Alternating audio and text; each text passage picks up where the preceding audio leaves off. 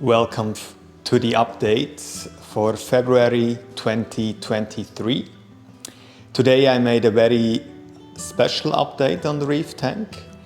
I actually didn't clean the reef tank at all before because the last couple times I had some comments that my sand is always so clean and white, so I just wanted to show it how my tank looks like when it was just kind of 4 weeks unattended. So for the last 4 weeks I didn't really put my hands in the tank at all, so I just kind of let it doing its own thing. I was here and there testing a little bit the water parameters, and I'm still dosing the Brightwell Aquatics Phosphat-e, so that one I definitely do, but I haven't had my hands in the tank for probably almost around 4 weeks when I made the last video. So again, in this video we go a little bit over the changes, everything I did, and especially show you a little bit the dirty spots in the tank I have, especially because I didn't clean it before. So that's the big thing. Usually I would, on a Saturday, I would clean the tank and then I would shoot the video, and then obviously everything looks pretty good. But this time I wanted to show you the real truth, just how the situation looks before I put my hand in the tank and make the video. So maybe the very obvious one is the sand. When you see here, especially in the middle, there's definitely a lot of something between diatoms and a tiny little bit of cyano here on the bottom. I have also much more here on the side when I walk here a little bit around, so that's my weird little dead spot here. There's definitely a lot of cyano there, which I here and there just suck out with a hose. I kind of found that's the best way for me, because I tried out these chemiclean and all kinds of stuff, but I just don't really like that it makes my skimmer going nuts, and yeah, it usually always comes back, or at least for me it chemiclean helped. That red slime remover, I think that was the name, chemiclean, it definitely helped, but it always came back, so I think I just have to find then a solution to get a little bit more flow behind the rock work. So when you think at the moment I only have two Reefwave 45, one is here and the other one is here on the other side, and they actually make I let them run on 100% in the random mode, so sometimes they're just kind of obviously on a very low intensity, and when you see here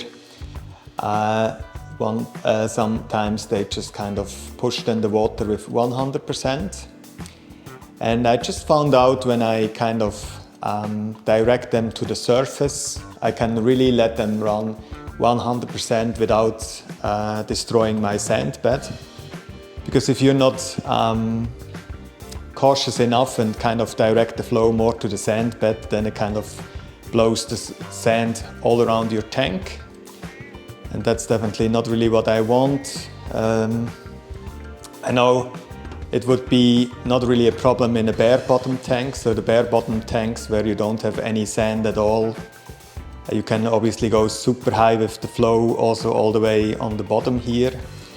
But I just kind of like I mean, I say it's a natural look, but obviously in the ocean there's not always such a nice sand there, but it just kind of, to me it looks a little bit nicer than just having the blank tank bottom underneath. So that much to the sand. I definitely kind of sift here a little bit through.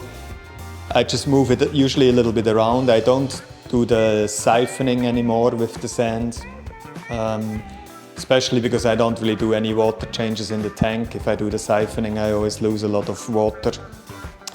So I only did that here and there, but since my sand bed, especially here in the front, is not very deep, I don't really have to do that. There's a lot of sand here, especially here on the side. if you see that, and here behind the rock.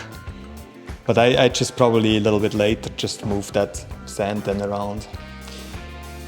When you see here, I saw that this morning, that crazy view on that Montipora. That thing got like extremely huge. Just kind of the sheer amount of the skeleton and everything that is on that coral is just absolutely massive. I wonder how I keep that coral longer in check here. I definitely have to trim that back here and there a little bit. As you may be not even sure, I've had that in the last video, kind of to try to keep that Montipora coral from growing. I put the Stylophora there on top, as well as in the back the red Ticcitada, and it's doing so well. I don't know if it's the flow or something here on the bottom, but I think since I put that coral here, even the coloration as well as the polyp extension definitely heavily increased.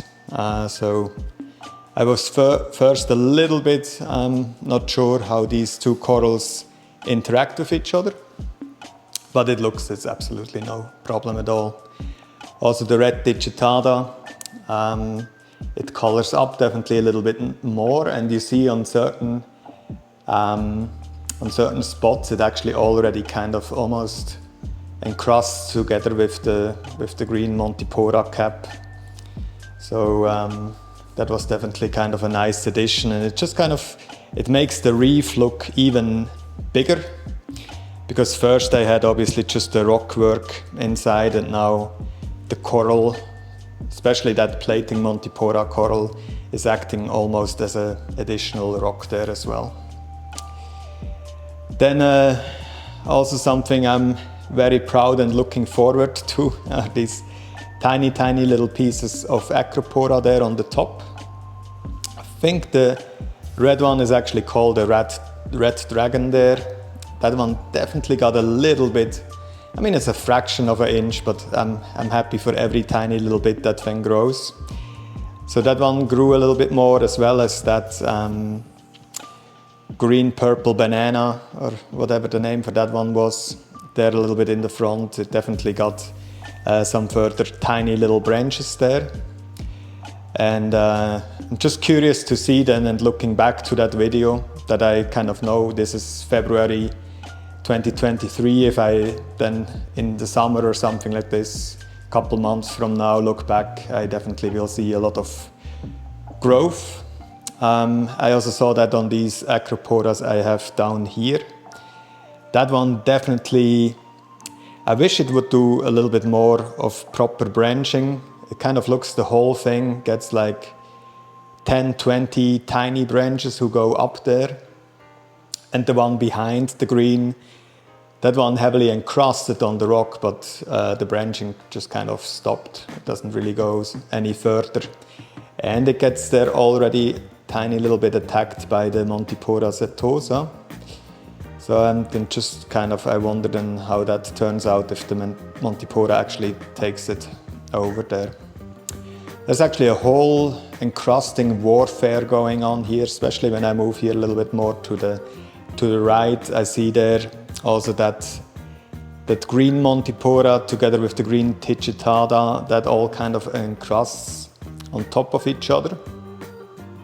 And it just blends nicely in. So I feel like at one point I'm then barely even able to see the rock work at all, and I only see coral, which is kind of cool. Like I feel like in the beginning when you start with your reef tank, you make a lot of thoughts about how you place your rock work and everything. But then at one point you don't even see it anymore. It's all grown over by corals. So I think that's definitely what we're all waiting for, right? Then the coral, I'm not sure if I maybe want to place that a little bit on a different one, is that blue ocean Stylophora there on the back, all the way on the back. Because it gets shaded from the Bali Slimer, from the green one on the top, and I kind of thought I maybe take that and put it here on the right island right there, here in the middle, on top of the green, of the purple Montipora. Just also kind of to hold that Montipora a little bit back from growing, and just, I feel like with all that purple going on and red, if I would have something a little bit more bright and blue, that would look very cool on that side as well. So I might move then that one to the right island. Then what else is going on here? That red Anacropora definitely gets bigger and bigger. So I probably have to move that then a tiny bit, frag it a little bit. The Leptoceres, the gold one there in the middle on the back, that definitely colored up nicely.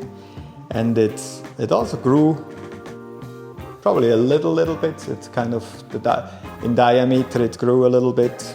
So I'm looking then forward for that one. The Cyphastria here in the front, that one is doing good. I'm actually just kind of waiting till the branches are kind of, till I see some branches I can cut off to make a couple frags. I definitely would like to multiply that one. Then the purple bluish, that mushroom down here. I hope it's doing something similar like the mushrooms I have over here. Actually, in the beginning it was one mushroom, and now I already have 3 of them. I feel like earlier this year, or it was probably last year, where also the mushroom splitted and one piece I took out, so I put that in my frag tank and got that to a reefer friend. But it's kind of just would be cool if these mushrooms would cover here on the bottom of these islands everything, because the more and more the corals grow on the top, the less light the corals get here on the bottom. So having some low light corals down here would be probably beneficial, or more or less just the only coral that would really survive there in a little bit more shaded low light. Also then that cherry tree Montipora here, that one, it's just encrusting more and more. I'm actually waiting for what it's doing here on the bottom, that it kind of slowly even goes over the sand bed. Because as much as I like sand, if I would have more and more coral on the bottom and it would grow over the sand, I would actually prefer that. I don't have the reef tank to have a nice sand bed. I definitely have the reef tank to have a lot of corals and a lot of colors. And yeah, just looking at the tank, I'm actually really happy with the coloration. I think I have a good balance of all the colors I have. Like a lot of green, a lot of red, purple, that yellowish, and especially that like heavy green here from that kryptonite candy cane. I also thought here and there about fragging that one, but I just kind of like that it looks almost like a ball, so maybe I just kind of leave it that way, or maybe I try to frag some off on the back there, just to get that going as well in my frag tank. By the way, another one I was just thinking this morning about what's going on with that one is that purple tip hammer here on the bottom. I wouldn't say it's doing bad, but it's definitely not growing at all. And I had not a hammer, but I had a frog spawn before. And that one was actually in the similar condition, growing and kind of just added more branches. But that one, it's doing absolutely nothing. So I wonder if one of you guys has any idea what I could do differently with that hammer coral. Because on the sand bed itself, even here in the middle, I should still get around 200 par or maybe 180 par. So I'm not sure if it would be not enough light. Also from the water chemistry itself, I have like around 10 parts per million nitrate and like 0.1 phosphate. So that should be actually not too bad for that coral. I don't really spot feed it too often. I still have some reef Roids, which I'm sometimes just too lazy to even feed the tank at all. Because as I said, I don't really want to put my hands at all in the tank. I think it's a great strategy to just keep the hands out of the tank. It just kind of made, at least for me, things a lot better than constantly putting my hands inside and changing things. But yeah, put it in the comments if you have any kind of care tips around that purple tip hammer. I would be very appreciated, because these are great corals, and I definitely don't want that it dies at one point, but it's doing its thing, so I don't think it will. It's too bad. It's just kind of not really going anywhere there. Yeah. Also, the two other kind of LPS corals I have here on the bottom is that brain coral, also that one. I think since I put the lights, I have my RedSea ReefLed 160. I have these lights. They run on 100% blue and 100% white. I definitely got a lot of questions around my light settings, but I have to say they are super simple. It's literally 100% of everything, and the light schedule is just what RedSea recommends. It switches on 9 o'clock in the morning or 10 o'clock in the morning, and switches off 9 o'clock in the night, with 1 hour of ramp time in the morning and in the evening. I remember when I started reefing, I tried out all these crazy variations of light schedules, that it goes first a little bit up and down and up and down, and all kind of weird little constellations, but I think that's all not necessary. Just kind of switch your light on to a certain intensity and switch it off in the evening, and that's kind of all what you need. Yeah. But let's move to the right island. On that one here, one of my favorites, that it's called a WWC green slime ball Anacropora. It's a very thick branching, very good, quick growing coral, and it has a beautiful coloration, and especially these thick branches, I absolutely like them. I fragged off a lot of little frags of that one, and just now, 4 weeks later, you don't even really see the spots where I cut them off, because it's such a fast grower. Everything already kind of is covered and grew back. I like that one almost better than that green goblin Anacropora here on the sand bed. I definitely love the color, but it's kind of these thin branches sometimes definitely make it hard to move or to frag a coral, because when you touch it, it's very fragile and starts to break. So I definitely prefer that one. Here you really have to use your bone cutter to get a frag off. There's no way that you can break that really off with your hand.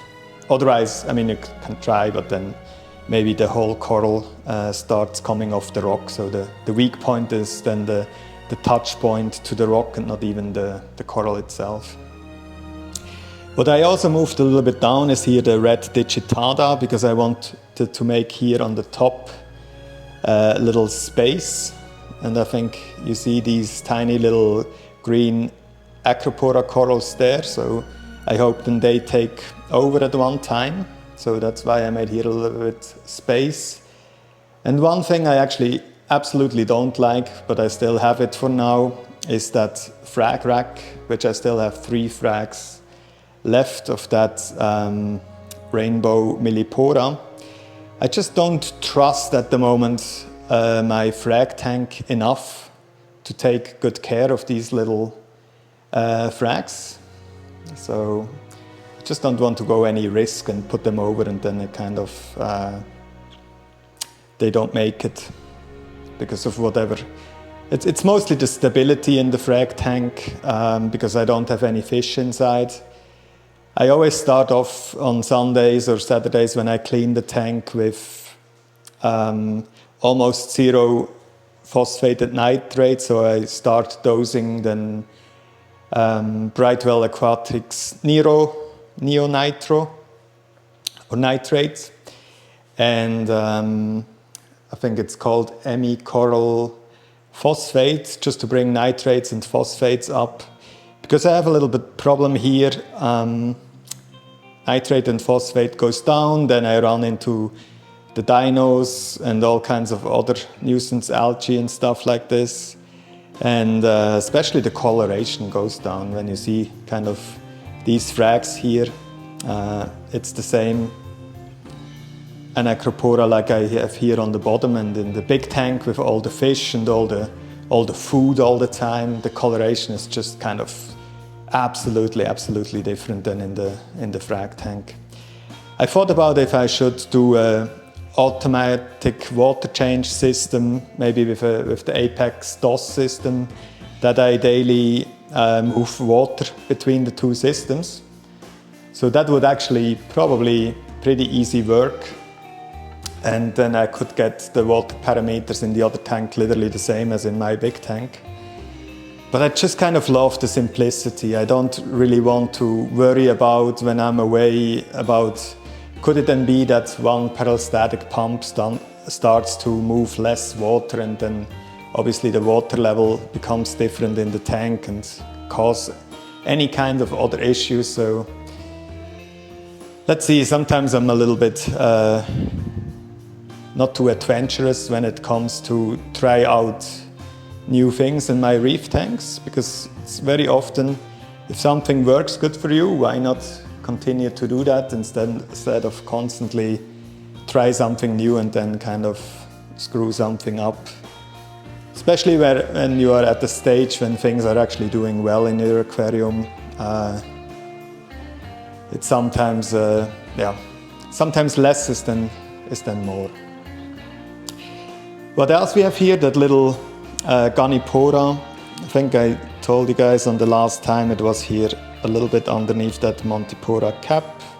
So it got shaded, so kind of the polyp stayed inside, and it had kind of,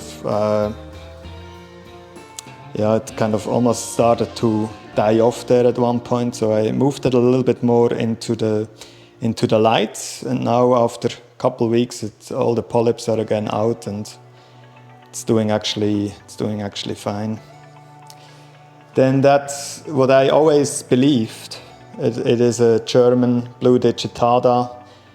I'm now at the point where I really have to admit it's actually a bird's nest. Whatever super slow growing variation of it, but it's definitely, I saw a couple pictures of that blue digitada, and it definitely looks different. So it has to be some kind of a bird's nest who just grows then ultra slow, but that's fine. So I thought about maybe also make a couple more frags of that one, and then maybe at one point also move that away and make maybe space for other coral. Especially in that aquarium, since I'm now at the place where it's actually pretty filled out, I make a lot of thoughts about what I put in next or for the long term. And what I definitely will try to do is on the top more and more from the higher end Acroporas, and kind of keep then the easier corals underneath and just kind of have then space for these. I definitely got a little bit hooked up with these Acroporas, especially since that rainbow millie there is doing so good and looks so pretty with the tentacles waving in the current. That's why I definitely would like to go on with more of them. Yeah.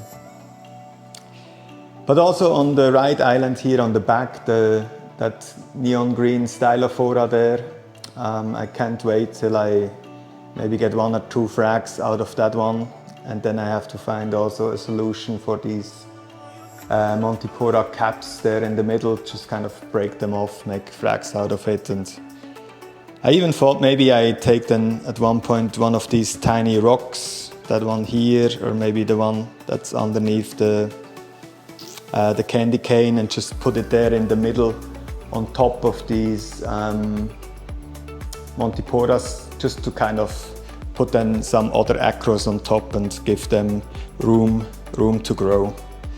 It's kind of a problem I never had before, that I have to find space in a fish tank to grow more corals. Usually it was always the opposite. The fish tank looked ultra empty, and I just kind of bought random corals just so that it looks that I have more inside. But yeah, now I'm definitely on a point where I have to make some good decisions. And if you have any kind of ideas, let me know. Another idea I actually had this morning, I was looking at these Gorgonian corals, these kind of sea fan corals, and I thought about it would be cool if I maybe place one there in the middle, all the way on the back, that it kind of hides a little bit that overflow there in the middle, and just maybe on the left and on the right, because I heard the Gorgonians, or I was actually reading about it, I was not hearing about it. I was reading about it that they like high flow, and they also don't bother about high light, because that tank definitely has high light, that I place maybe some Gorgonians inside there as well. But stay tuned for that one. Also on the light, I'm still not sure. I'm kind of one mouse click away from buying that T5 hybrid thing to put on top, to just have kind of the T5 bulbs and the ReefLed 160, because these lights are absolutely massive and actually created everything you see in that tank. Everything you see in the tank was grown underneath these RedSea ReefLed 160s. But now, since I have so many corals, they start shading each other, and the T5 light would definitely give a different spread of light and help me with all the corals I have here on the side and underneath, to make sure they are not completely shaded, and that then they have also some light to grow any further. But yeah, that's pretty much a wrap. Again, I wanted to show you specifically the tank in a dirty state. I have to admit, I definitely cleaned the glass today, because otherwise it doesn't really make sense to make a video when you don't really see through the glass. It wasn't too bad at all, I have to say. But you see it there on the wave maker. The coralline actually comes all back and grows over the wave maker, so I probably cleaned those guys in a couple weeks or in a month or so. Just because I kind of, in the beginning actually, I liked all the coralline on all the equipment and on the back wall, but now I'm just a fan that stuff stays all black, because it just gives the better contrast to the corals. It just kind of, everything looks better. So sometimes you change your opinion, and I definitely changed it towards keeping it clean and not with all the coralline. But yeah, that's a wrap for this video, or for this update. Let me know if you have any questions, or if I maybe should include in the next update video also a little bit underneath the tank and show you some stuff from the gear I have. I have pretty much only the protein skimmer, a roller mat, and a UV filter underneath. There's actually not really that much going on there. Yeah, but happy reefing. Let me know your comments, your questions, and I see you then pretty much in a month for the next update, for the March update 2023. See you guys. Thank you.